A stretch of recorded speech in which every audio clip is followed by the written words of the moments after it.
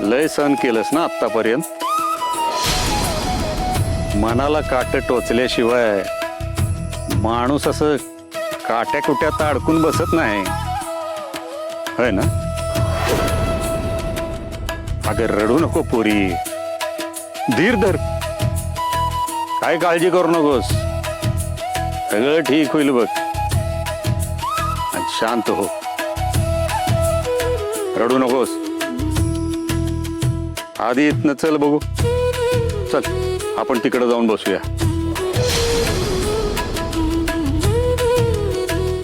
अगं सुखात दुःखात आनंदात कुठंच कुठल्याच वेळी तू त्या देवाला विसरली नाहीस. मग आता तो तरी तुला कसा विसरेल ग? हा अगं त्याच्यावर श्रद्धा ठेवणाऱ्या माणसांसाठी तो कुठल्या ना कुठल्या तरी रूपात धावून येतोच की. आणि कोणास ठाऊक आज तुझ्यासाठी माझ्या रूपात आला असेल.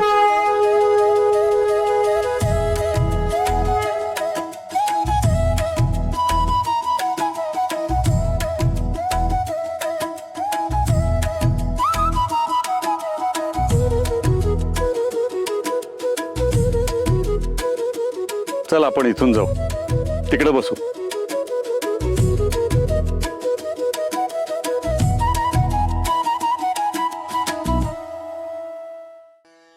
तुझ्या मनात काय युद्ध चाललंय ते सांगून टाक मला.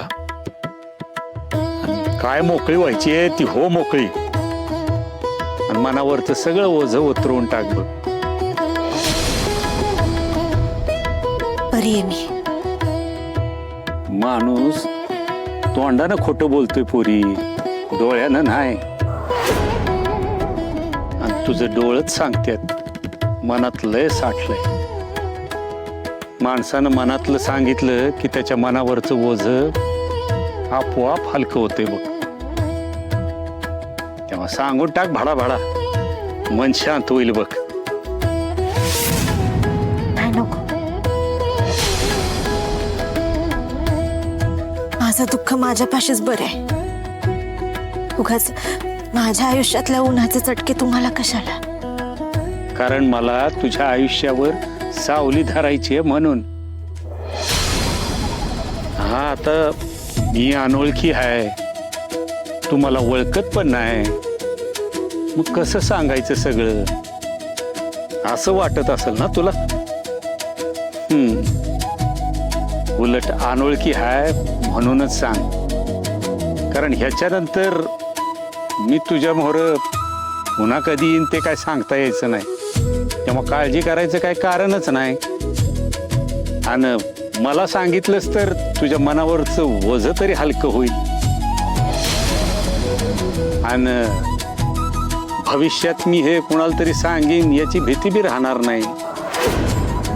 तुझ्या बापाच्या वयाचा आहे मी पोरी, माझ्या लेकीचं चांगलं व्हावं हीच इच्छा आहे माझी.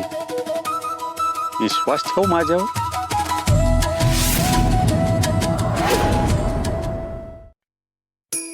माझ्या सगळ्यावरूनच विश्वास उडत चाललाय बाबा. आता असं बोलून कसं काय व्हायचं पोरी? अगं तुझ्यासारखी स्वतःच्या विवंचनेत अडकलेली, रोज संकटाचा सामना करणारी, दुःख भोगणारी लय माणसं आहेत या जगात. पण एक लक्षात ठेव पोरी, जो आपल्या दुःखाला साजरं करायला शिकतो ना त्याच्या समोर दुःख बी हार मानतच. आणि तुझ्या मनात लय काय साचलंय ते दिसतंय मला. तुम्हाला जे दिसतंय ते जवळच्या माणसाला दिसलं असतं तर लय बरं झालं असतं. काळजाच्या जवळ असणाऱ्या माणसानेच काळजावरती वार केल्यावर तेव्हा कोणाला काय सांगणार आहे? बरं राहिलं, नको सांगूस पोरी. पण मग हे सगळं चांगलं असल्याचं स्वांग तरी कशाला आणतीयस?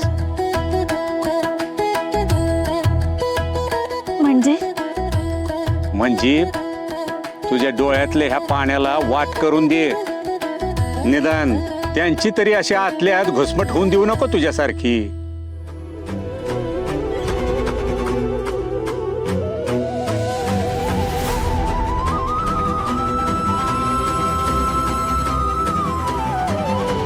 सगळंच संपल्यासारखं वाटतंय बाबा. सगळं उद्ध्वस्त झालं.